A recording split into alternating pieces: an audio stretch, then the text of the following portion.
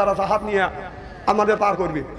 তাদের কথা বলতে গেলে আমাদের অজু ছাড়া বলা যাবে না, কারণ তারা যখন আওয়ামী লীগ সরকার ক্ষমতায় আছে তাদের সাথে তারা ছিল, থেকে তাদের ক্ষমতা দিচ্ছে। এটা হলো চরমনে পীর সাহেবদের ইমানের দায়িত্ব। চিন্তা করছেন?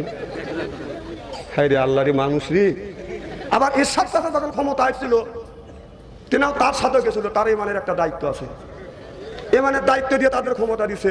আবার আমাদের বিএনপি সরকার সাথে তো সব আপনার অন্য দলের লোক ছিল, 4 দলীয় জোট ছিল, তার সাথেও তারা ছিল, তাদের ইমানের দায়িত্ব। আবার এখন জোটের থেকে চলে আসলো, এটাও তাদের ইমানের একটা দায়িত্ব নিয়ে চলিয়েছে, কারণ তারা অলির বংশ, আল্লাহর আরশ থেকে ওহি আপনার এলহাম চলে আসবে। আর তাদের মধ্যে আরেকজন বলতেছে যখন এই আপনার 12ই ফেব্রুয়ারি ইলেকশন হবে ফু দিয়ে বেলার ভোট তার বাক্স নিয়ে দেবে। তারা অলি মানুষ, এবার দেখা যাবে অলিটা কয়টা ভোট পায়। হিন্দুদের ব্যবসা বাদ দিও, হিন্দুদের ব্যবসা আছে ঠাকুরের বেটা ঠাকুর, বামুনের বেটা বামুন, যদি পাগল হয় ঠিক এই ধরনের পীর সাহেবের ব্যবসা হলো। ওনার বাবা ছিল পীর সাহেব, ওনারা হয়েছে পীর সাহেব, ওনার ছেলেরা পীর সাহেব বসে আছে। কত